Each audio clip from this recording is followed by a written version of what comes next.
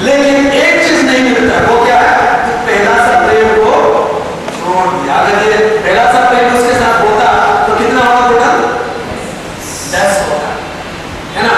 आपको याद है यीशु मसीह ने एक दृष्टांत कहा कि एक लूका 15 में कहा कि एक स्त्री के पास 10 सिक्का है ना, 10 चांदी का सिक्का था, उसमें से क्या हो गया? एक हो गया। कितना हो गया? एक हो गया। तो ये क्या हो गया इसका? चलो एक तो हो गया, कोई दिक्कत नहीं, 9 है ना मेरे पास। ऐसा करके आराम से बैठी क्या की ना, बेचैन हो गए, घर झाड़ लगा के, दीपक जला के, मेहनत करके ढूंढी ढूंढी ढूंढी, और जब मिला तो क्या हुआ? खुश हो गए, आनंदित हो गए, और अपने पड़ोसी को बुला के आओ, मेरा एक सिक्का खो गया तो मुझे मिल गया। हालेलुया। तो मेरा पूरा 10 सिक्का हो गया। ये जो सिक्का जो है हम लोग जो कॉइन करते हैं 1 2 3 4 5 6 7 9 10, ऐसा नहीं है। ये सिक्का कहने का मतलब ये एक हार की जैसा कहते हैं ना।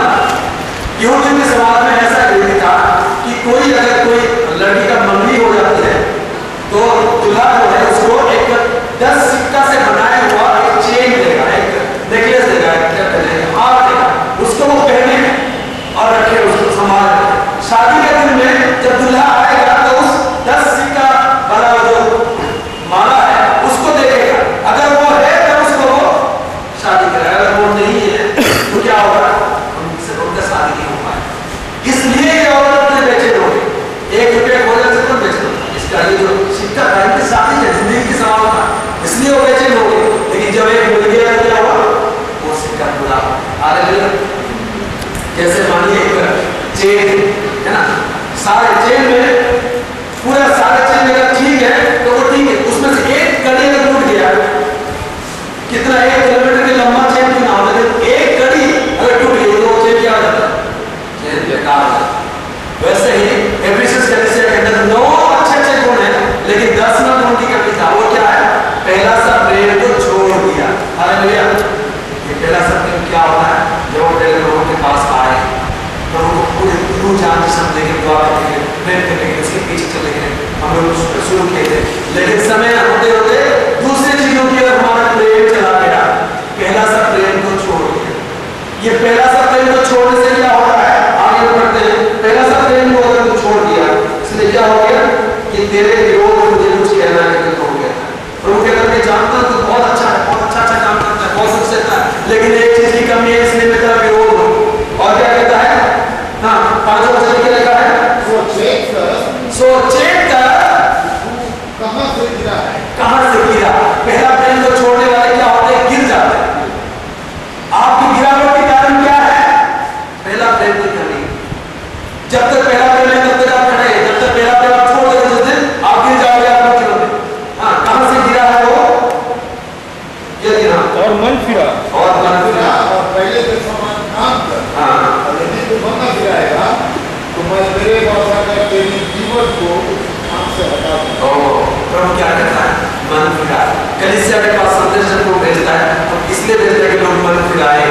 इनके अंदर एक चीज की कमी है, पहला प्रेम की कमी है। तो प्रभु क्या कहता है कि मन फिरा। कहां से गिरा? सोच कर मन फिरा। अगर मन ना फिराएगा तो क्या होगा? मैं तेरा दीपक को उसके स्थान से क्या करूंगा? हटा दूंगा। यानी दीपक किससे जो गिरा है? कलीसिया। दीपक क्या है? कलीसिया में हटा दूंगा। मतलब क्या है? कलीसिया नहीं रह जाएगी। आज दुनिया में ऐसे बहुत सारे हैं जो कलीसिया नहीं है, कहते तो है चर्च करके, लेकिन वो चर्च नहीं है। कहते तो है कलीसिया करके, पर वो कलीसिया नहीं है। कारण क्या है? वो हटाया गया। कारण क्या? उनके अंदर पहला सा प्रेम नहीं रह गया। अगर पहला सा प्रेम हमारे अंदर से हट जाएगा तो हम कलीसिया नहीं रह जाएंगे। हम पहला सा प्रेम हमारे अंदर रहना चाहिए ताकि हम हमेशा कलीसिया बनते रहे। और एफिसी कलीसिया के पास यही प्रभु का संदेश।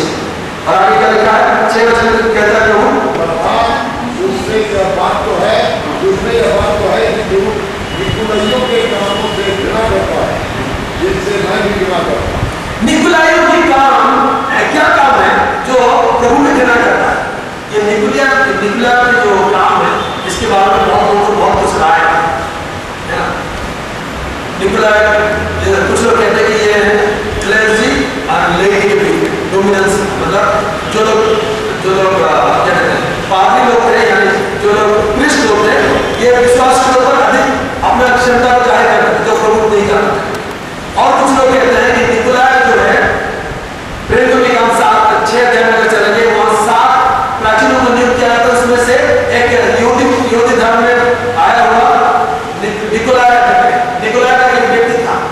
जो प्राचीन था, डीकन था, वो युद्ध धर्म को ग्रहण किया था। उनका कहना क्या था? वो युद्ध धर्म से मसीह में आया था। उनका कहना क्या था कि वो यहूदियों के रीति रिवाज को कलीसिया में इंपोज करना चाहता। यहूदियों के रीति रिवाज क्या है? 8 दिन में खतना होना चाहिए, सबके दिन को पूरा पूरा पालन करना चाहिए, पुराने नियम की व्यवस्था को पालन करना चाहिए। ऐसा करके यह कि लोगों को मजबूर करना था कलीसिया को, और यह डॉक्ट्रिन बन गया जिसको निकोलाइटियन डॉक्ट्रिन करके कहने लगे। परमेश्वर को पसंद नहीं था। आज भी क्रिश्चियन वर्ल्ड में बहुत सारे ऐसे डॉक्ट्रिन हैं। सेवंथ डे एडवेंटिस्ट के डॉक्ट्रिन सुने आप? सेवंथ डे एडवेंटिस्ट, सबके दिन, ये लोग शनिवार को सबके दिन मानते हैं। ये वो निकोलाइटियन डॉक्ट्रिन के समान है जो पुराने नियम को मानना चाहते हैं। जो विटनेस करने के जो करते हैं वो यहोवा को मानते हैं, यीशु मसीह को नहीं मानते। और एक डॉक्ट्रिन इसमें ओनली जीसस जो पिता परमेश्वर को नहीं मानते। अलग अलग प्रकार के रॉन्ग डॉक्ट्रिन्स जो है कलीसिया को भरमाने के लिए, कलीसिया को मिसलीड करने के लिए आता है। प्रभु उसको पसंद नहीं करता, और ये कलीसिया को उसको पसंद नहीं करता। रॉन्ग डॉक्ट्रिन होना नहीं चाहिए। हमें प्रभु के वचन की, प्रभु के शुद्ध वचन चाहिए जो प्रभु की इच्छा, प्रभु की मर्जी है। और प्रभु कहता है मैं जिस काम को घृणा करता हूं, उस काम को घृणा करता, ये मुझे पसंद है। और 7वां वचन में प्रभु क्या कहता है? जिसके कान हो वो सुन ले कि आत्मा कलीसियाओं से क्या कहता है। जो जय पाए मैं उसे उस जीवन की पेड़ में से जो परमेश्वर के स्वर्गलोक में है फल खाने को दूंगा। हालेलुया। मसीही जिंदगी एक जन्म की जिंदगी है, लड़ाई का जीवन है। मसीही जीवन एक लड़ाई की जिंदगी जीवन है। इसमें हमें जय पाना है, हारना नहीं चाहिए। जो जय पाएगा उसको प्रभु क्या देगा? जो जीवन के वृक्ष की फल को खाने देगा। जीवन के वृक्ष के फल के बारे में आपको याद होगा, एदन की बाड़ी का परमेश्वर ने जीवन के वृक्ष की पेड़ रखा, और उसके पास क्या फले फूले के ज्ञान के पेड़ रखा। परमेश्वर ने कहा फले फूले के ज्ञान के पेड़ को नहीं खाना है, जीवन के वृक्ष के फल को खा सकते हो। लेकिन इंसान ने क्या किया? उसको नहीं खाया, पहले इसको खा लिया। जो मना किया तो वही खा लिया। इसलिए परमेश्वर ने क्या कहा? देखा कि आदम फल खा के उनके दिमाग खुल गई है। परमेश्वर ने क्या कहा? ये पापी हो गया है, कहीं हाथ बढ़ाकर जीवन के वृक्ष का फल ना खाए और अनंत काल तक ऐसे पापी ना रह जाए। इसलिए परमेश्वर ने आदम को एदन की वाटिका से बाहर निकाला और वाटिका के चारों तरफ घूमने वाले तलवार को रखा ताकि ये दोबारा निकलना। उसी दिन से जीवन के वृक्ष के फल इंसान की पहुंच से बाहर हो गई है। लेकिन नया नियम में अगर हम जय पाने वाले होंगे, जय पाने वाले को प्रभु उस जीवन के वृक्ष के फल को खाने की अधिकार देता है। हालेलुया। एफिसी कलीसिया के नाम का संदेश आगे हम लोग पढ़ेंगे। स्मरणा कलीसिया के नाम प्रभु यीशु मसीह का संदेश।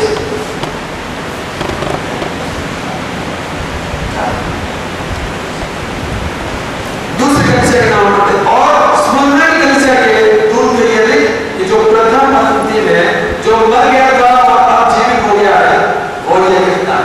प्रभु यीशु मसीह अपने बारे में क्या रिलेशन देता है? जो प्रथम और अंत, जो शुरू और अंत, जो शुरू भी करता है और अंत ले जाता है। जो जिस काम को शुरू करता है परमेश्वर उसको पूरा भी करता है। वो परमेश्वर इस कलीसिया के सामने अपने आप को प्रकट करता है और कहता है जो मर गया था वो जी उठा। मैं मर गया था लेकिन जी उठा करके यीशु मसीह अपने बारे में करता है। वो इस स्मरणा कलीसिया के नाम क्या लिखता है? क्या कहता है? मैं तेरे क्लेश और दरिद्रता को जानता हूं। आपकी क्लेश, आपकी दरिद्रता को प्रभु यीशु जानता है। लेकिन ब्रैकेट में क्या लिखा है? परंतु तू धनी है। हालेलुया। परंतु तू क्या है? धनी है। संसार में आप धन हो सकते हो, लेकिन प्रभु के नगर में आप क्या है? धनी है। हालेलुया। इसमें कितने लोग धनी हैं? आप लोग धनवान होगा। हालेलुया। आप वचन में क्या पढ़े? आप संसार में दरिद्र हो सकते हैं, लेकिन प्रभु आपको क्या कहता है? धनी है। धनी आप नहीं है। हालेलुया। हमें स्वर्गीय धन में प्रभु धनवान बनाए। संसार के धन अभी है, अभी नहीं है। ये संसार के धन में धनी नहीं बनते कोई, लेकिन स्वर्गीय धन जो है उसी में प्रभु ने धनवान बना लिखा है। बेटा क्लेश को जानता हूं, क्लेश में जानते हैं, और बेटा दीनता दरिद्रता जानता हूं, परंतु तो धनी है। और जो लोग अपने आप को यहूदी कहते हैं और है नहीं पर शैतान की सभा है, उनकी निंदा को भी जानता हूं। इस वचन को थोड़ा समझा।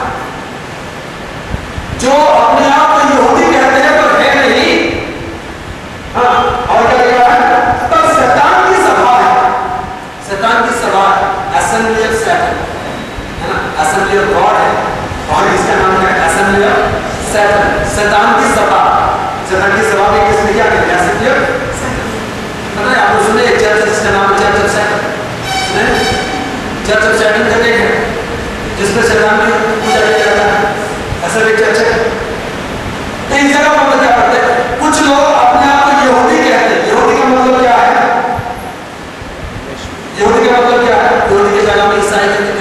बेसिकली नहीं है ना। यहूदी का मतलब क्या है? हम लोग पढ़ते हैं रोमियोस का दूसरा अध्याय 28 और 29 वचन। रोमी दूसरा अध्याय 28 और 29 वचन में क्या लिखा है? क्योंकि वो यहूदी नहीं वो यहूदी नहीं जो प्रकट में यहूदी, जो प्रकट में यहूदी, यानी आज इस्राएल में जो लोग रहते हैं वो यहूदी नहीं है, उनकी दृष्टि में वो यहूदी नहीं है जो प्रकट में यहूदी है, परंतु और न वो खतना है ना वो खतना है जो प्रकट में है और देह में, जो देह में है और प्रकट में है, परंतु यहूदी वही है जो मन में है। यहूदी वही है जो मन में है। आप यहूदी किस रूप में? प्रकट में है या मन में?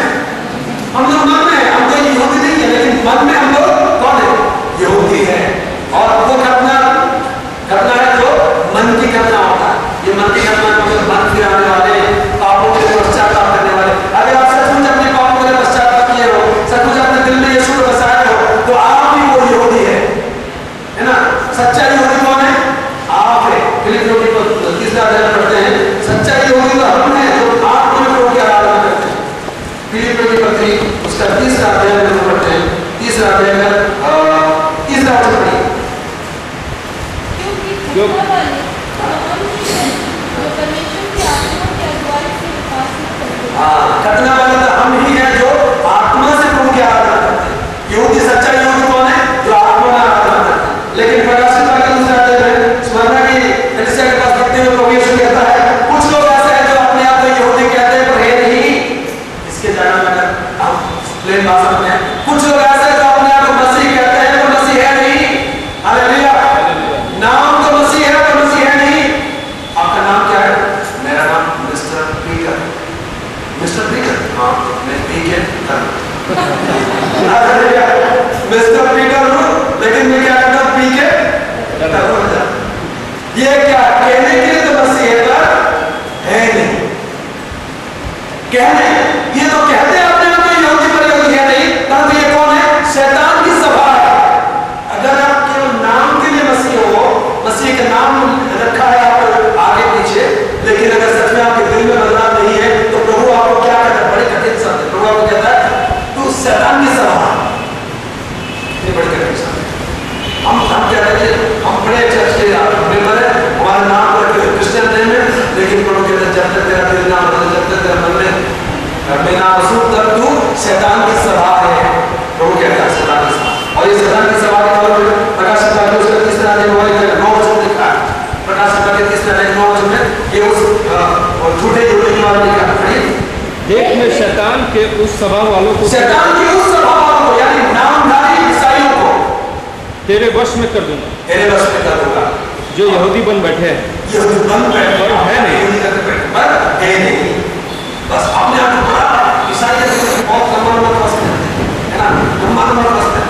एक बार एक बिजी मार्केट में एक चोर पकड़ा कर पिक पॉइंट करने लगा, पुलिस वाला उसको मार डंडा से मारते देखा कि उसके गला में क्रॉस लटक रहा। क्रॉस पहना ये पुलिस वाला शायद क्रिश्चियन होगा, जानता है क्रॉस किस चीज का होता है। मारते इस क्रूस को पहनने तो चोरी कर रहा है, पता है दूसरे कौन मरा था, इसको बदनाम कर रहा है, फिर इसको मार। मतलब 4 साल 1 मिनट में बता रहा था।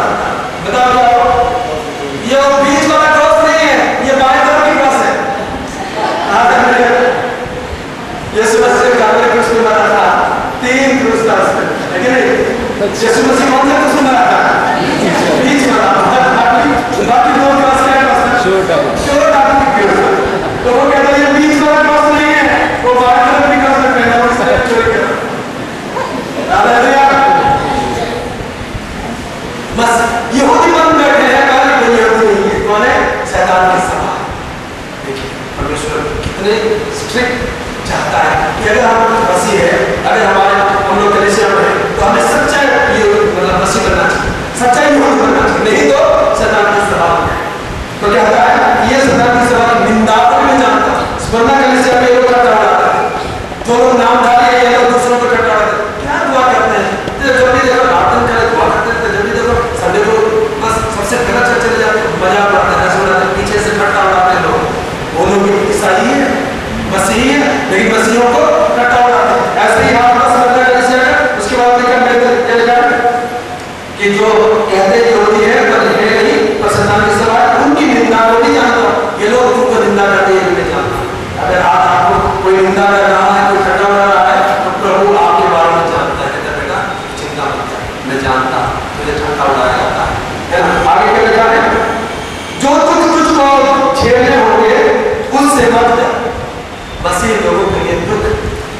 ये अनिवार्य क्या बोलते हैं, क्या इंसिडेंट है, ये पार्ट ऑफ लाइफ। मसीह लोगों के लिए सच्चे कलीसिया के लिए दुख जो है ये हमारी जिंदगी की एक पहलू है ना। ये झेलने पर जो है वो सम्मान है, क्योंकि देख शैतान तुम में से कितनों को जेल खाने में डालने पर है ताकि तुम परखे जाओ। शैतान कुछ लोगों को जेल खाने में डालने पर है, क्लेश जवाब है, किस लिए? परखने के लिए। कितना चोखा सोना है परखने के लिए आग में डाला है। ऐसा कितना चोखा विश्वासी है परखने के लिए प्रभु शैतान के हाथ में परखने के लिए दिया जाता है। यीशु मसीह भी परखने के लिए चला गया, पवित्र आत्मा उसको कहां ले गया? व्यापार ले गया, उसको कहां परखा? शैतान। यीशु मसीह ने शैतान परखा तो हमें भी तो इसमें क्या लिखा है कि पर शैतान को परखने वाले हैं और तुम्हें 10 दिन तक क्लेश उठाना होगा। कितना दिन तक क्लेश उठाना होगा? ये 10 दिन के कहां पर? जैसे हम लोग कहते हैं चंद दिनों की क्लेश। चंद का मतलब क्या है? 14 दिन। चंद का मतलब कितना? 14 दिन, 2 हफ्ता। ऐसे यहूदी लोग 10 दिन कहते हैं, हम लोग चंद दिन कहते हैं, तो 10 दिन। 10 दिन तक तुम्हें क्लेश उठाना, यानी थोड़े दिन तक क्लेश उठाना नहीं। लेकिन क्या कहा? प्राण देने तक विश्वास किया तो मैं तुझे जीवन का मुकुट दूंगा। मैं तुझे जीवन का मुकुट दूंगा। परमेश्वर कहता है प्राण देने तक विश्वास बने रहने पर मैं तुझे जीवन का मुकुट दूंगा। परमेश्वर के राज्य में 3 प्रकार के मुकुट है ना, क्राउन। तीसरा हम पढ़ते हैं क्राउन ऑफ लाइफ, जीवन का मुकुट।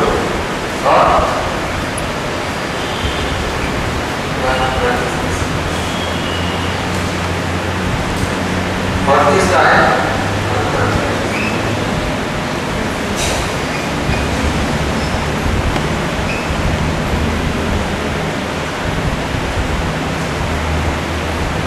मुकुट के बारे में लिखा गया। प्रतिभा के रूप में परमेश्वर 3 अलग-अलग मुकुट देता है। सबसे पहला है जीवन का मुकुट, दूसरा है धर्म के मुकुट, धार्मिकता के मुकुट, और तीसरा है नाम बुझाने वाली महिमा का मुकुट। 3 प्रकार के मुकुट के बारे में लिखा गया। ये मुकुट किस किस को मिलेगा? जो प्राण देने तक विश्वास करके रहेगा वो जीवन का मुकुट पाएगा। प्राण देने से प्राण मिलेगा। हालेलुया। प्राण देने तक विश्वास करने से जीवन का मुकुट मिलेगा, प्राण देने से जीवन मिलेगा। दूसरा है धर्म के मुकुट। धर्म का मुकुट किसको मिलेगा? हम लोग पढ़ते हैं इसके बारे में revelation chapter 2 verse 10। Crown of righteousness, 2 Timothy chapter 4 verse 8। दूसरा तिमोथी 4 अध्याय का 8 वचन, उसमें लिखा है धार्मिकता का मुकुट। भविष्य में मेरे लिए धर्म का वह मुकुट रखा हुआ। धर्म का मुकुट रखा हुआ। ये किसके लिए है? आगे बढ़िए। जिसे प्रभु जो धर्मी और न्यायी है मुझे उस दिन देगा, और मुझे ही नहीं वरन सबको भी देगा जो उसके प्रकट होने को प्रिय जानते हैं। जो प्रभु यीशु मसीह का प्रकट होने को प्रिय जानते हैं उनको धर्म के मुकुट मिलेगी। यानी जो सेकंड कमिंग का इंतजार करते हैं, हमें सेकंड कमिंग दो, प्रभु तो जल्दी आओ अपने आप को तैयार करने वालों को धर्म का मुकुट मिलेगा। तीसरा ये है नाम बुझाने वाले मुकुट। ये 1 पीटर 5:4 पहला पत्रस 5 अध्याय 4 वचन लिखा है कि ये सेवकों को मिलेगा। और जब प्रधान रखवाला प्रकट होगा तो तुम्हें महिमा का मुकुट दिया जाएगा जो मुरझाने का नहीं। ये प्रधान रखवाला को मिलेगा, पास्टर्स लोगों को और परमेश्वर के सेवक लोगों को ये मुकुट मिलेगा। आप जितना आत्माओं को बनाओगे, जितने लोगों को उद्धार बनाओगे, जितने लोगों को प्रभु में लाओगे, उतना महिमा का मुकुट आपको सबको देगा। हालेलुया। 3 प्रकार के अलग-अलग मुकुट के बारे में परमेश्वर के वचन में जिक्र किया गया। तो इस जगह पे सुनना कैसे मुकुट कहता है प्राण देने तक विश्वास करता है कि मैं तुझे जीवन का मुकुट दूंगा। जीवन का मुकुट पाने के लिए हमें प्राण देने तक विश्वास रहना होगा। और जिसके कारण हो वो सुन ले कि आत्मा के श्याम से क्या कहता है, जो ले पाए उसको दूसरी मृत्यु से हानि ना पहुंचेगी। दूसरी मृत्यु, पहला मृत्यु है, दूसरी मृत्यु भी दो है। है ना? दूसरी मृत्यु क्या है? सेकंड डेथ, इसको कहते हैं सेकंड डेथ। तो पहला मृत्यु कौन है? जो शरीर से जुदा हो जाता है उसको कहते हैं पहला मृत्यु। ठीक है, शरीर से अलग हो जाना पहला मृत्यु।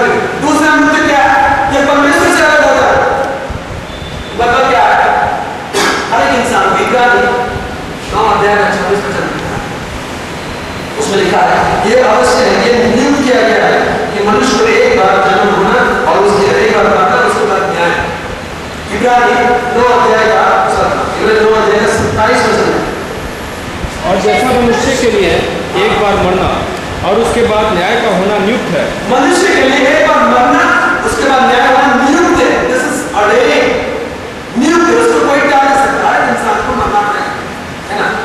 इस शरीर को छोड़ना पड़ेगा, ये शरीर से जुदा है, एक बार पड़ेगा। लेकिन प्रभु के लोग जो है शरीर से एक बार जुदा हो जाने से प्रभु के पास चले जाएंगे, प्रभु से मिलेंगे। दूसरा मृत्यु नहीं होगा उनको, इसलिए लिखा है और मृत्यु वहां नहीं होगा। लेकिन जो लोग प्रभु को नहीं जानते हैं वे लोग शरीर से तो जुदा हो ही जाएंगे। बाद में जब न्याय होगा परमेश्वर को फिर न्याय करेगा। यही है दूसरा मृत्यु, यही है दूसरा मृत्यु। क्या है दूसरा मृत्यु? प्रकाशित वाक्य में लिखा है 20 अध्याय का 15 वचन।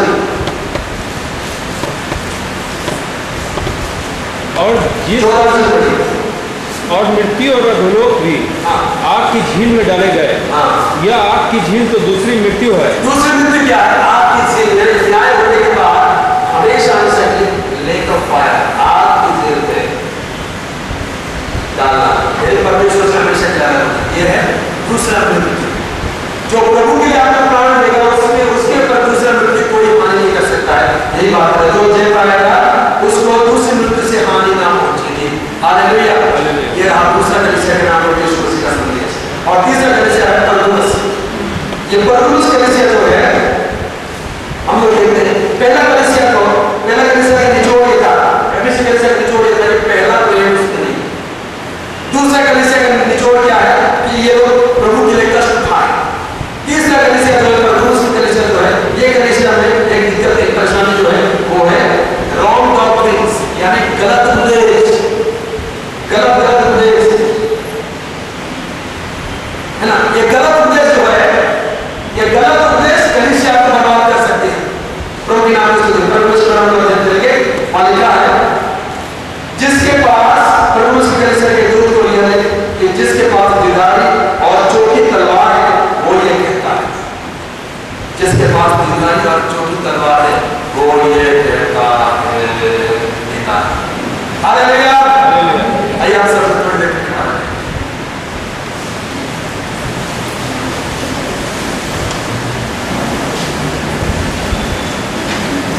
जोर से कहें हालेलुया।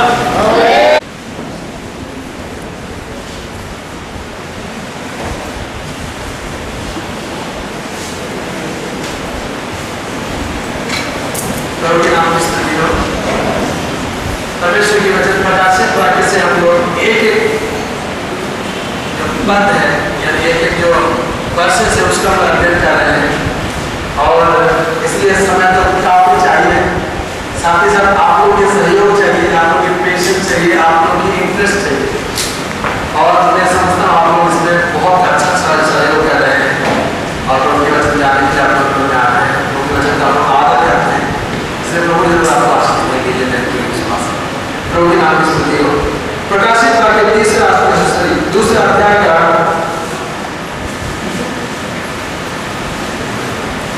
18 वचन से हम आगे बढ़ेंगे।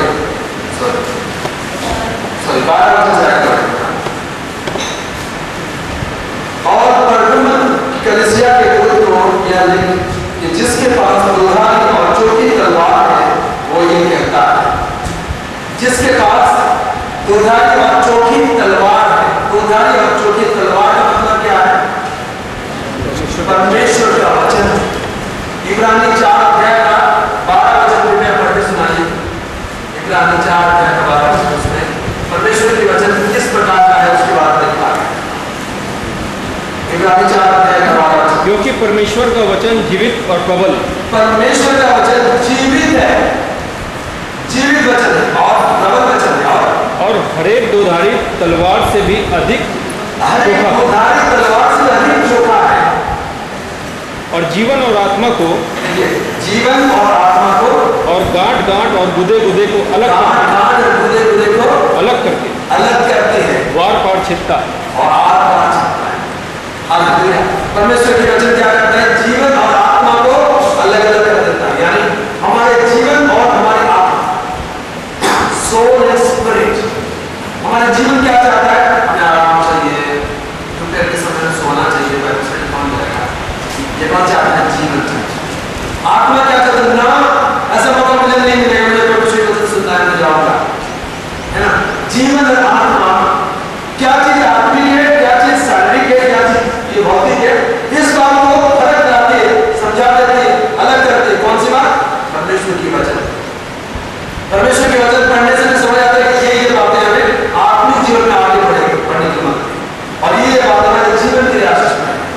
तो परमेश्वर के वचन दोधारी चोखा तलवार से भी अधिक दोधार प्रभु के नाम की स्तुति हो।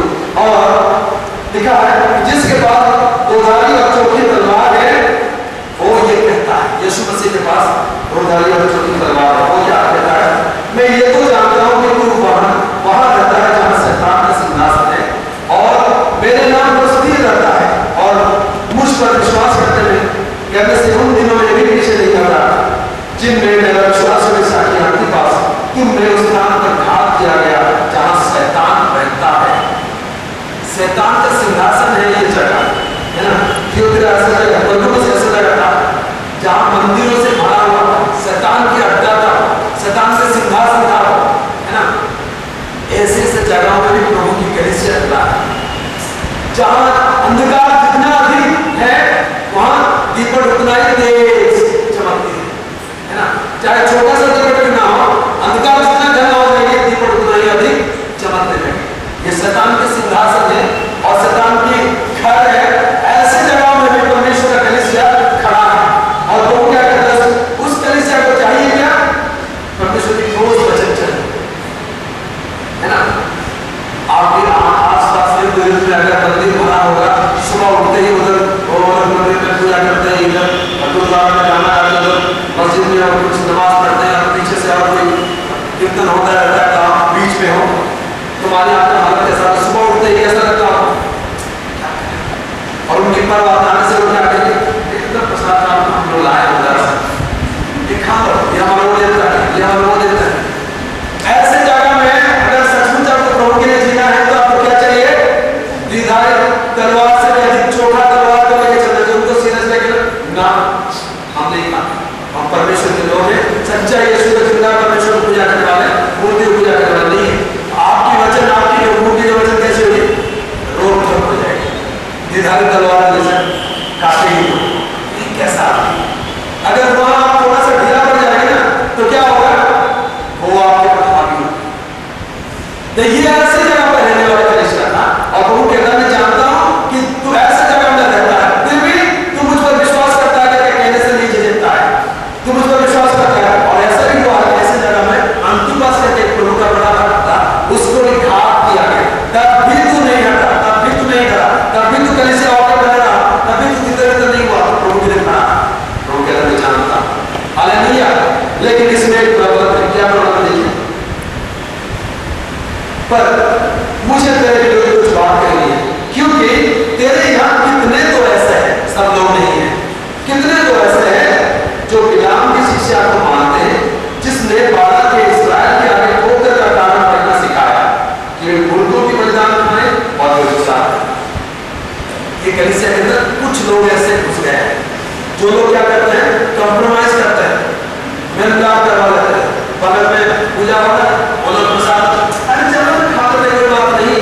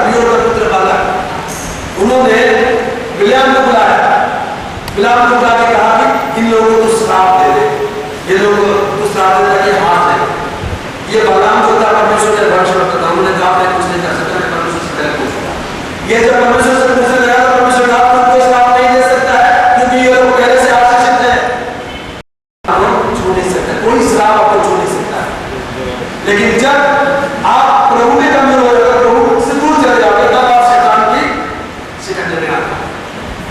ये बलाम जो था, ये प्रभु से दुआ के प्रभु ने कहा कि वो उसको श्राप नहीं दे सकते, क्योंकि मैंने उनको आशीष कर चुका हूं। तो बालाक जो क्या है, ये बालाक जो था, इनको लालच दिखाया। बालाक ने बलाम से कहा कि मैं तुझे सोना चांदी से तेरा घर भर दूंगा, कुछ तो कर नहीं तेरा। एक बार, दो बार, तीन बार, ना ना ना ना ना, लेकिन उनकी मन उधर खींचे चले जा, खींचे चले जा, खींचे चले जा। आखिर में प्रभु ने कहा जा, उनके पास वो चला गया, बालाक के पास चला गया, श्राप देने के लिए खड़ा हुआ और देखा इस्राएलियों को, देख कर क्या कहते हैं, ये तो पवित्र लोग हैं, ये तो इनकी डेरा कितना सुंदर है, ये तो कितना पवित्र है, इनका तो परमेश्वर इनके साथ रहता है, कौन उनको श्राप दे सकता है? श्राप नहीं दे पाया।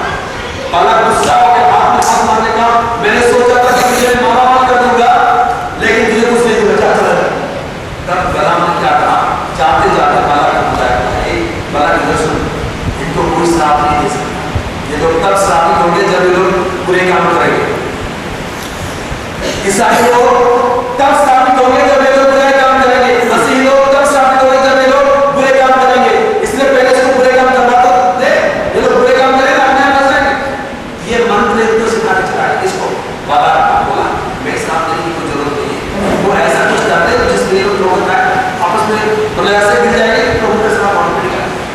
और अगले ही 24 अध्याय में 25 अध्याय में जी की पुस्तक में सिक्के उस इसमें क्या हुआ, एक बड़ा पर्व किए उनके देवताओं के पर्व करने, उनको बुलाया हमारे सामने, ये हमारा बहुत बड़ा पर्व है, ये हमारा खास प्रसाद है, ये हमारा खास पहलवा है, ये हमारा खास खाने पीने का चीज है, ऐसा करके बुलाए उनको धीरे धीरे, उनको उनके घर में ले आए, उनको खिलाए पिलाए, ये लोग उनके घर में गए खिलाए पिलाए, हालेलुया। ऐसा करके मूर्तों के आगे जो बलिदान चढ़ाते थे उसको खिलाने के लिए। बाद में धीरे धीरे क्या हुआ, जब ईसाई लोग अन्य जातियों के पास जाएंगे तो क्या सीखेंगे, उनकी कपड़ा पहनने की स्टाइल सीखेंगे, है ना, उनकी रंग सीखेंगे, उनकी बोलचाल सीखेंगे और धीरे धीरे धीरे धीरे गलत मार्ग में चलते व्यभिचार करने लगेंगे। तो परमेश्वर की श्राप ऑटोमेटिक आ गया, परमेश्वर की श्राप। और 23,000 लोग होंगे, कितने लोग हैं? 23,000। तो ये जो स्पिरिट, बिलाम का जो स्पिरिट था, वो आज भी काम कर रहा है कलीसिया के अंदर। ये बिलाम का स्पिरिट क्या है? ये है क्या कहते हैं, नीच कमाई, नीच कमाई, प्रभु के नाम से पैसा कमाने की जरिया बना के लोगों को प्रभु की आशीष के बदले श्राप दिलाते हैं, है ना। यूदा के पत्र में लिखा है ना, यूदा के पत्र में पढ़ते हैं 11 वचन में कि ये ऐसे कुछ लोग हैं जो प्रभु के नाम में सेवा करने वाले करके कहेंगे कलंक है। 11 वचन पढ़िए यूदा के पत्र, उनका है कि वे कैन किसी चाल वे कैन किसी चाल चलते, कैन का चाल क्या है, अपने भाई को मारना। ये लोग ऐसा है कि अपने भाई के खिलाफ करवा देते आप, कलीसिया में आकर खूब निकलवा देते, ये भाई को भाई के खिलाफ नहीं लड़वा देते, एक दूसरे को मरवा देते, कैन की मार में चलती है। और आगे और मजदूरी के लिए बिलाम की नाई भ्रष्ट हो गए, मजदूरी के लिए बिलाम की नाई भ्रष्ट हो चुके हैं। थोड़ा सा पैसा बहुत ज्यादा मिलेगा इसलिए क्या करते हैं, डॉक्टर को डाइल्यूट कर देते हैं, कंप्रोमाइज कर देते हैं, चलेगा उन लोगों को ये चीज मत होगा, खराब लगेगा। लेकिन परमेश्वर की वचन कैसी है, तीरधारी चोटी तलवार की तरह है, वो किसी को देखता नहीं, जिसके पास जाएगा उसको दोधारी तलवार का मतलब क्या है, आगे भी धार पीछे भी धार। इसका मतलब क्या है कि ये दोनों तरफ से काटेगा। ये तलवार कैसे काटेगा, दोनों तरफ से, यानी प्रचार करने वाला और सुनने वाला, इधर भी काटेगा, मुझे भी काटेगा, आपको भी काटेगा। हालेलुया। परमेश्वर की वचन ऐसा वचन है, खाली आपको ही नहीं काटता, ये विशेष काटता है। हालेलुया। दोधारी तलवार, लेकिन ये लोग इस तलवार का धार ही खत्म कर दिए, तलवार का धार खत्म कर दिए, किसी को नहीं काटता, ना बोलने वाला ना सुनने वाला। किस लिए? पैसा के लालच में बालाम की तरह हो गई। ऐसे लोग हैं जो क्या करते हैं, मूर्ति पूजा की प्रसाद खाने के सिखाते हैं, व्यभिचार करने के सिखाते हैं। ऐसे कुछ लोग तुम्हारे अंदर हैं, ये रॉन्ग डॉक्ट्रिन को लेके आता है, डाइल्यूट कर देते हैं, ये कंप्रोमाइज कराते हैं। ऐसे लोगों को अगर कलीसिया में होंगे तो कलीसिया श्रापित हो जाएगी। इसलिए ऐसे लोगों से बच के रहना। परमेश्वर की वचन भले आपको थोड़ा कटे, भले आपको थोड़ा लगे, आपको थोड़ा छेदे, लेकिन वो आपके लिए अच्छा है, क्योंकि वो आपको शुद्ध करेगा, पवित्र करेगा, वो आपको निर्माण करेगा, आपको बनाएगा, प्रभु के नाम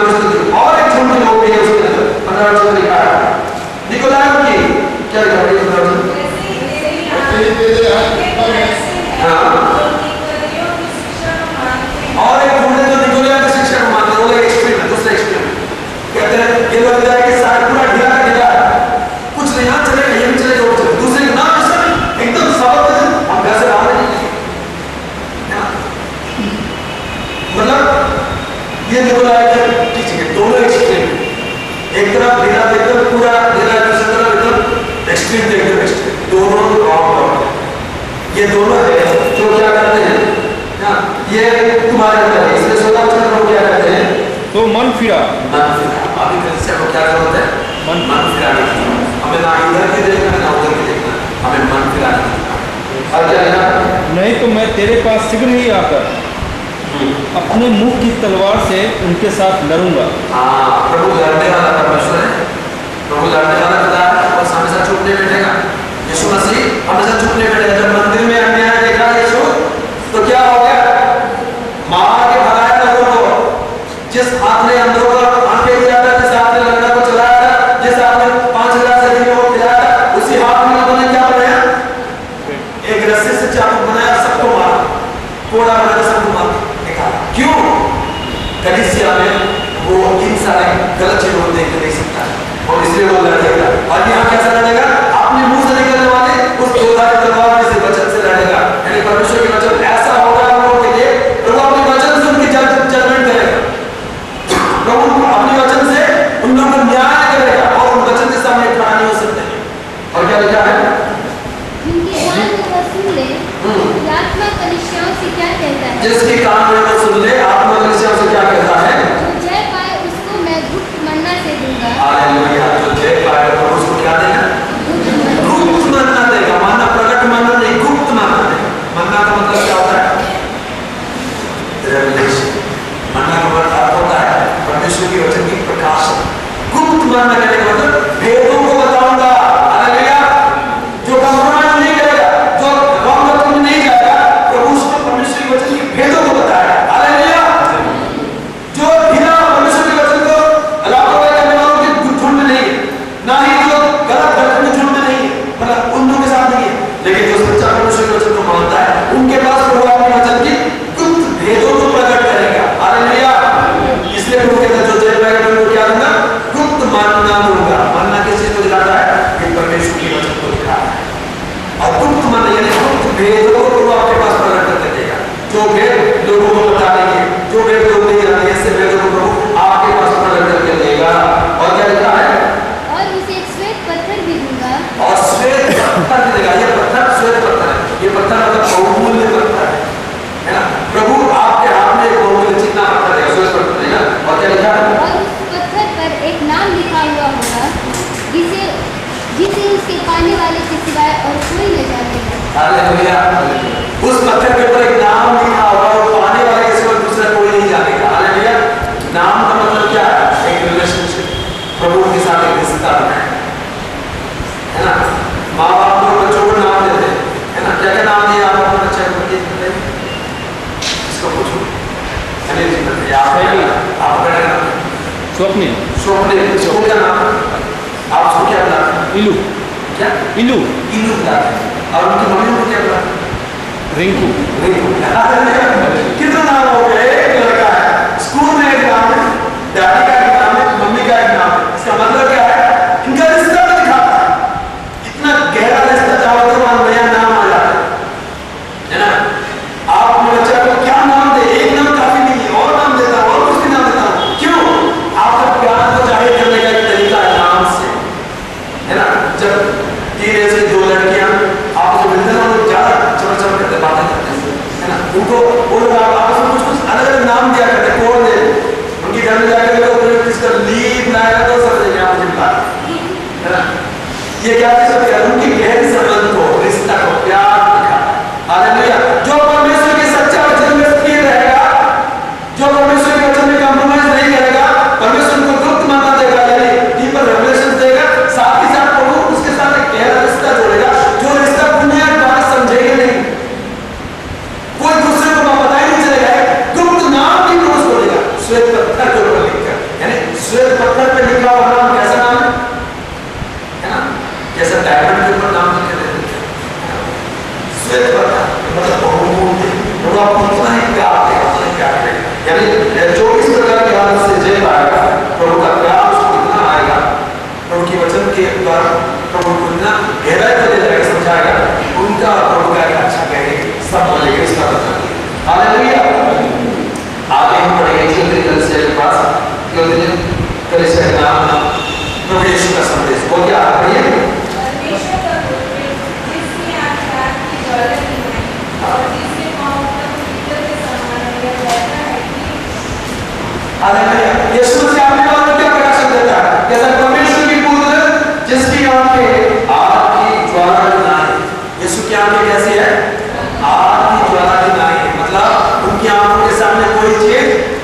छिप नहीं सकती है। आप जितना छिपाने की कोशिश करो उतना ही प्रकट हो जाएगी।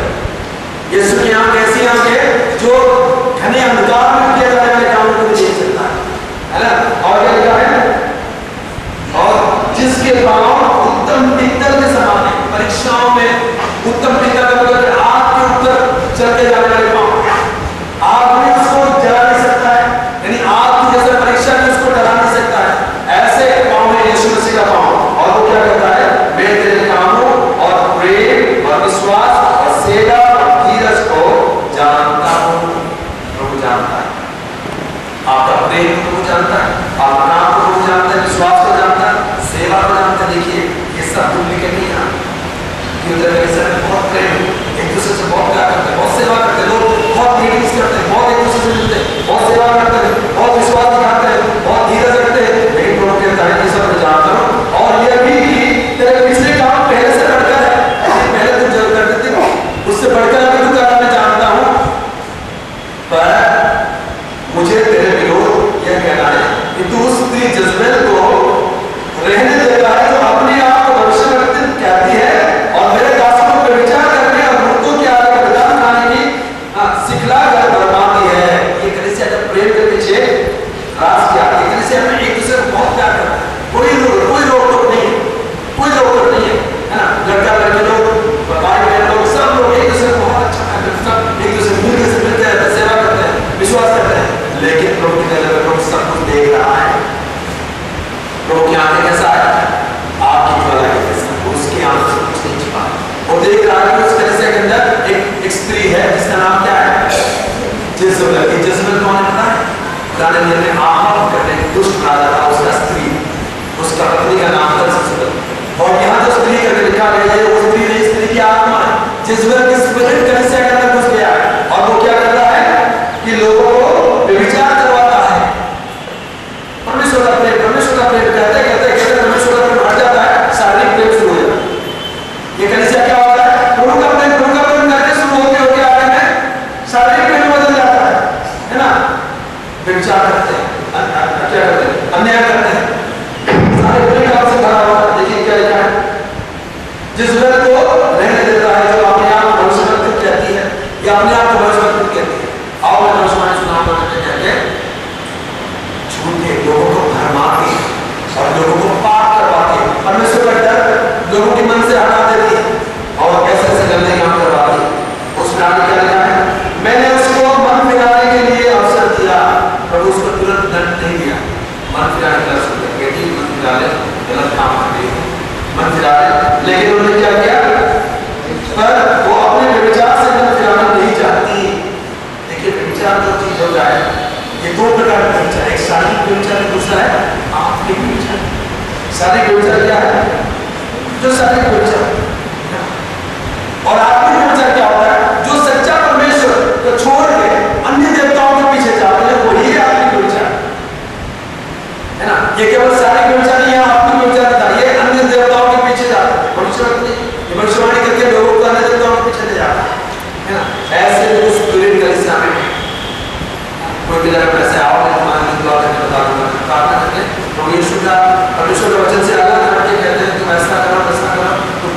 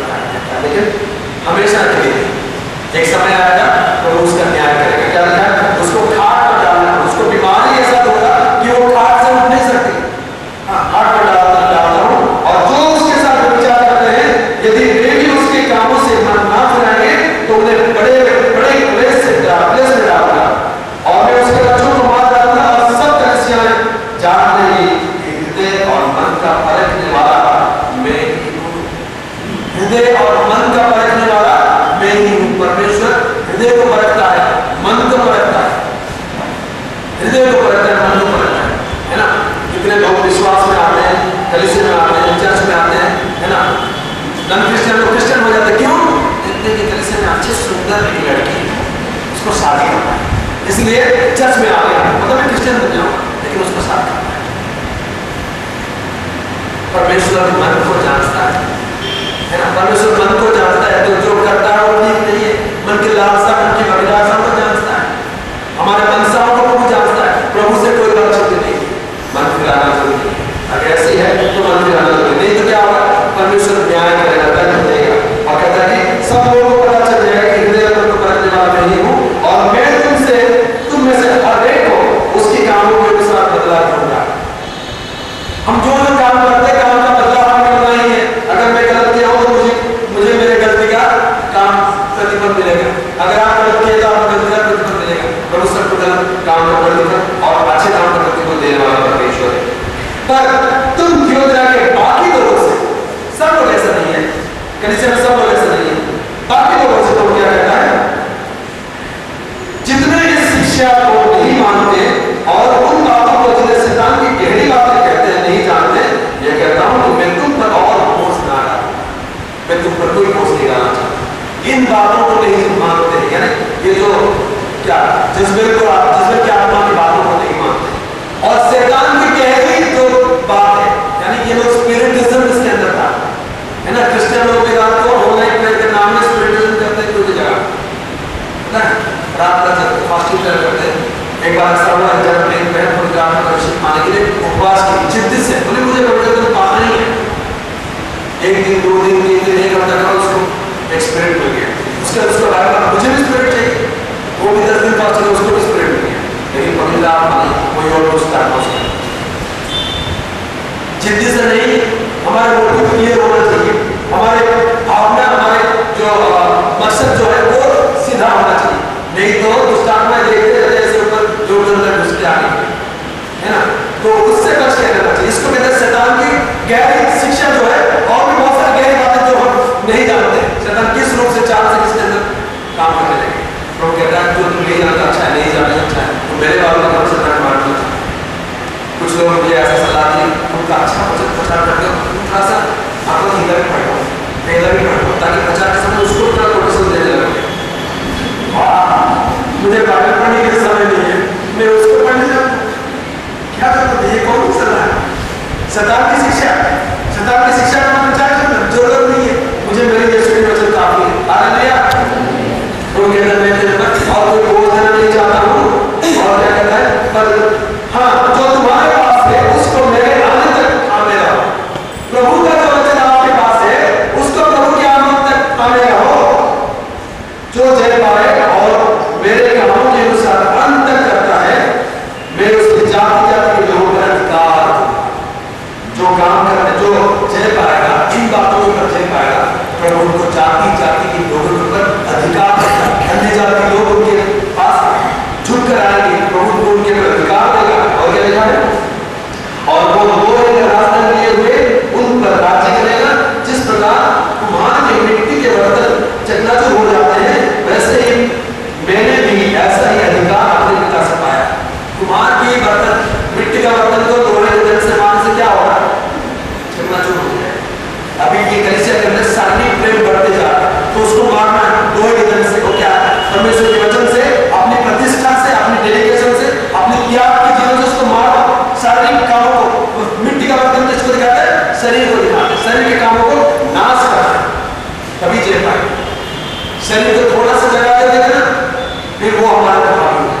शरीर के कामों को नाश करना, मिट्टी के बर्तन को तोड़ना चाहिए, तब जय पाए, तब अधिकार मिलेगा। तब यीशु मसीह क्या कहते हैं, जैसे मैंने भी पिता से अधिकार पाया। यीशु मसीह भी शरीर के कामों के लिए जगह नहीं दिया, आत्मा के कामों में लगा और इस पिता के वचन अधिकार पाया। और आगे क्या है, कैसे चलते हैं, हालेलुया। और आगे बढ़िए, आत्मा कलीसिया से क्या कहता है वो सुन ले, मैं उसे क्या दूंगा, परमेश्वर उसको क्या देगा, भोर का तारा देगा। भोर का तारा मतलब क्या है, भोर का तारा बताइए, भोर का तारा क्या है, लूसीफर। भोर का तारा क्या है, लूसीफर। लूसीफर भोर का तारा का दूसरा नाम है लूसीफर, यानी भोर का तारा मतलब जो जय पाएगा तो उसको लूसीफर देगा। हालेलुया। लूसीफर कौन है, लूसीफर कौन है,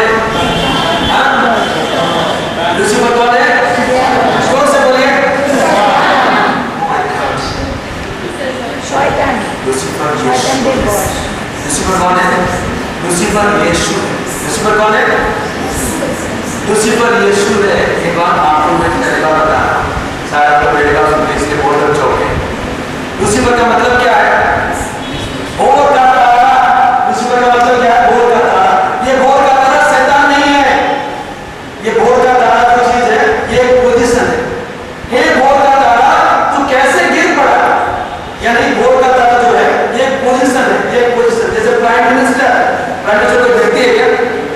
क्या है प्राइम मिनिस्टर? एक पदवी है। प्राइम मिनिस्टर क्या है? एक पदवी है। भोर का तारा एक पदवी है। उस पदवी पर एक स्वर्गदूत था। ध्यान से सुनिए, थोड़ा सा सुनो चाहिए। Hallelujah hallelujah hallelujah. ये बहुत गहरी बात है, ध्यान से सुनना आपको, क्योंकि ये बात शायद आप पहली बार आप सुन रहे होंगे, लेकिन ये बात अगर समझ जाएंगे आपको एक गहरी बात आप समझ जाएंगे। लूसीफर का अर्थ है भोर का तारा। ये भोर का तारा एक व्यक्ति नहीं है, एक पदवी है। भोर का तारा क्या है? एक पदवी है। इस पदवी पर एक स्वर्गदूत कायम था। हम लोग पढ़ते हैं जैसा हमने पुस्तक उसकी 14 अध्याय में ये भोर का तारा, उसका 12वां वचन लिखा है, भोर का तारा एक पदवी था। इस पदवी में एक स्वर्गदूत था और ये स्वर्गदूत एक दिन गिर गया, अपनी पदवी से हट गया। कारण क्या था? नीचे लिखा है कि उनकी मन के अंदर क्या आया? घमंड आया। 5 बार मैं है ना, मैं अपने सिंहासन को तारा के ऊपर करूंगा, परमेश्वर की परमेश्वर के ऊपर मैं परमेश्वर के समान करूंगा। ये जो मैं यानी अहंकार उनके अंदर आ गया, इसलिए परमेश्वर उनके मन की भावना को देखकर उनको अपनी पदवी से धकेल दिया, नीचे गिरा दिया। वो पदवी खाली हो गई। वो पदवी क्या हो गई? खाली हो गई। प्राइम मिनिस्टर ने किया है ना, 1 करोड़ रुपए घोटाला में पकड़े गए, लेकिन जब सर्वदा होना पड़ा उसके बाद फिर वो पदवी छोड़ना है ना। तो प्राइम मिनिस्टर जैसे मानो आज की तारीख में हम लोग हे प्राइम मिनिस्टर तू कैसा गिर पड़ा, यानी हे प्राइम मिनिस्टर तो अपनी पदवी से कैसे हट गया। लेकिन प्राइम मिनिस्टर की पदवी आज तक कायम है। वो जो बंदा था वो हट गया, आज दूसरा प्राइम मिनिस्टर उसकी जगह में आ गया। वो कौन है? मनमोहन सिंह नाम से। लेकिन ऐसे भोर की तारा एक पदवी था जिसमें एक स्वर्गदूत कायम था, वो एक दिन गिर गया। किस लिए गिरा? कारण क्या था? कि वो अपने आप को बढ़ाने लगा, इसलिए वो गिर गया। लेकिन वो पदवी को पाने के लिए यीशु मसीह फिलिप्पी 2 अध्याय पढ़ते हैं, जो स्वयं परमेश्वर था, लेकिन परमेश्वर की पदवी को छोड़ने की बात नहीं, अपने लिए रखने की बात नहीं समझा, परंतु उसको छोड़ के इंसान बन गया, मनुष्य होकर दास रूप धारण किया और क्या किया? मृत्यु तक, क्रूस की मृत्यु तक अपने आप कबूल किया। इसलिए परमेश्वर ने उनको उठाया। हालेलुया। यहाँ लूसीफर की जगह में जो था स्वर्गदूत, वो अपने आप उठा रहा था, लेकिन यीशु मसीह अपने आप को नीचे किया, इसलिए परमेश्वर को उठाया और सब नामों से ऊंचा नाम दिया। अब देखिए लूसीफर जो है, जो भोर का तारा कहते हैं, वो भोर का तारा जो पदवी खाली हुआ था, वो पदवी कौन लिया? प्रकाशित वाक्य 22 अध्याय में पढ़ते हैं, 22 अध्याय का 16 वचन के पढ़ के सुनाइए और ये जोर से पढ़िए, सब कोई पढ़िए, एक साथ पढ़िए। भोर का तारा कौन है? मुझ यीशु ने अपने स्वर्गदूत को इसलिए भेजा कि वह तुम्हारे आगे कलीसियाओं के विषय में इन बातों की गवाही दे। मैं दाऊद का मूल और वंश और भोर का चमकता हुआ तारा। मैं भोर का चमकता हुआ तारा, यानी भोर का चमकता हुआ तारा की जगह में लूसीफर लिखकर पढ़िए। यीशु क्या कहता है? यीशु क्या कहता है? मैं मुझ पहले से बैठा हुआ है, वो विचार के लूसीफर मतलब शैतान है। लूसीफर एक पदवी है, वो जो गिर गया वो शैतान बन गया, पर पदवी आज तक कायम है। भोर का तारा, और भोर का तारा पदवी में कौन ले लिया? यीशु मसीह। और वो अपने वालों क्या कहता है? मैं यीशु, दाऊद का मूल और भोर का चमकता हुआ तारा। उस जगह में लूसीफर में आना पड़िए। यीशु क्या कहता है? मैं लूसीफर, यानी कौन है? मैं भोर का तारा। परमेश्वर के लिए लोगों, ये बात सुनने में बड़ा आता है, क्योंकि लूसीफर शब्द हम लोग ऐसा गलत इस्तेमाल करके आए हैं। लूसीफर का मतलब शैतान, शैतान, शैतान है, परंतु परमेश्वर के वचन ये बताता है लूसीफर एक पदवी है जो भोर का तारा है, जो एक स्वर्गदूत गिर गया, लेकिन यीशु मसीह वो पदवी पा लिया। और अभी दूसरा अध्याय के आखिरी वचन में हम लोग क्या पढ़े? 28 वचन में यीशु कहता है मैं तुमको लूसीफर बनाऊंगा। हालेलुया। यीशु मसीह तो भोर का तारा बन गया, अभी वो आपको भोर का तारा बनाना चाहता है।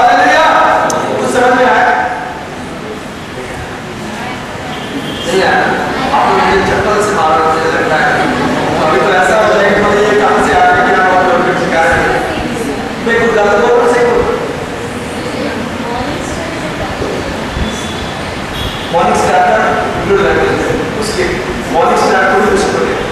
बाइबल आपके ग्रंथ में लूसीफर कहते कोई शब्द नहीं है। लूसीफर मूल भाषा हिब्रू भाषा में मॉर्निंग स्टार को लूसीफर कहते हैं। उसी का अनुवाद जो है मॉर्निंग स्टार है और उसी का अनुवाद हिंदी में भोर का तारा है ना। भोर का तारा हिंदी में, इंग्लिश में मॉर्निंग स्टार है, हिब्रू भाषा में लूसीफर। ठीक है, अब कोई डाउट है प्लीज पूछिए, क्योंकि इससे मैं आगे नहीं बढ़ना चाहता हूँ। आप लोग बोलिए बोलिए, जोर से बोलिए, कुछ कहना है, समझ गए? लूसीफर एक कवि, यानी लूसीफर लेना उससे आप लोगों का करता है बोल की तारा। ओके, ये बोल की तारा एक पदवी है। ये बोल की तारा, इसमें क्या बात हो जाएगा, मैं उसको क्या दूंगा? बोल की तारा दूंगा। बोल की तारा दूंगा मतलब क्या? तारा काट काट काट के नहीं, एक पदवी है। बोल की तारा आपको नाम ला, बोल की तारा की पदवी होगा। और यीशु मसीह स्वयं क्या कहता है? मैं उस चमकता हुआ बोल की तारा। यीशु मसीह बोल की तारा मतलब वो उस पदवी को प्राप्त किया। यीशु जो पदवी प्राप्त किया उस पदवी को आपको देने के लिए आया। और ये पदवी पहले खाली हो चुका था। कब? जब वो बोल की तारा की पदवी में जो था वो गिर गया, जो प्रभु के खिलाफ काम किया। तो आप अगर खड़े जय पाते हो, बोल की तारा की पदवी में आते हो, इसके बाद घमंड ना करें। अगर घमंड करेंगे तो फिर मुश्किल हो जाएगा, है ना। इस पदवी को पाने के बाद घमंड करेंगे तो फिर उस गिरा हुआ व्यक्ति के साथ मिल जाएंगे, जो गिरे उस शैतान बन गया, है ना। मैं समझता हूँ ये बात बहुत कठिन लगेगा। आप सोचिए, दुआ करके प्रभु से पूछिए। पहली बार 1999 में जब मैं जागरण था और ये वचन पढ़ते पढ़ते परमेश्वर की आत्मा मुझ में हो गया कि कहा प्रभु यीशु मसीह स्वयं को अपने आप को बोल के तारा करता है। प्रभु यीशु मसीह जय पाने वालों को बोल के तारा देना चाहता है। प्रभु यीशु मसीह परमेश्वर वचन वहां क्या बोल के तारा, तब प्रभु ने ज्ञान को देने समझ लिया कि हम बोल के तारा बनिए, प्रभु जय पाने वालों को देना है। प्रभु यीशु स्वयं जय पाने इसलिए बोल के तारा किया और जय पाने वालों को देना चाहता है। ये जब मैं समझ गया 99 में मुझे याद क्या था, इस बात ने बचा किया जैसे कि सब कुछ सांस लो, है ना, भाव पर बैठे क्या सुने। लेकिन मैंने कहा आपको दुआ करने का लायक होता है। अगर इसमें कोई गलती है तो परमेश्वर की वचन क्या था बताइए, ये क्या चीज और ये क्या चीज। फिर भी अगर आपके अंदर डाउट है तो दुआ करने को आ सकता है और क्या चीज। और परमेश्वर की वचन के अनुसार उनकी आत्मा की गवाही से मैं ये कहता हूँ कि बोल की तारा यीशु मसीह है और यीशु मसीह के अंदर जो चल पाएगा मैं उसको बोल की तारा दूंगा। हालेलुया, ये पदवी है ना। खुश है आप लोग? नहीं, डर गए? थोड़ी देर के लिए डर गए। हालेलुया, परमेश्वर की वचन की गहराई को इसलिए हमें समझना चाहिए। कभी कभी ना समझने के कारण अच्छे व्यक्ति का बुरा बोलते थे, बुरे व्यक्ति का अच्छा बोलते, है ना। लूसीफर कोई व्यक्ति नहीं है, लूसीफर एक पदवी है। उसमें जो स्वर्गदूत था वो गिर गया, वो शैतान बन गया। लेकिन वो पदवी यीशु मसीह को पदवी किसने मिला? क्योंकि वो अपने नाम लिया, इसलिए यीशु मसीह चमकता वो वोट करा दिया। और अभी वो कहता है तुम भी जय पाओ, मैं तुम्हें वोट करा दूंगा। हालेलुया। इस रूप से हम लोग प्रकाशित वाक्य का दूसरा अध्याय का अध्ययन आज समाप्त किया। हालेलुया। लेकिन मैं आपसे हाथ जोड़ के निवेदन करता हूँ कि इसके बाद थोड़ा सा मदद करें, दुआ करें और किसी को ये बात तुरंत मत बताइए कि यीशु मसीह उसी करेगा, आपको बताना है। जब तक आप ठीक से नहीं समझे हैं तो किसी को मत बताइए। अगर आप समझे हैं तो हिम्मत से बताइए। समझने के लिए अगर कोई डाउट हो तो पूछिए। आप बाकी 15-20 मिनट आपने देना चाहता हूँ। हालेलुया, पूछिए अगर किसी की कोई शक है, कोई डाउट है।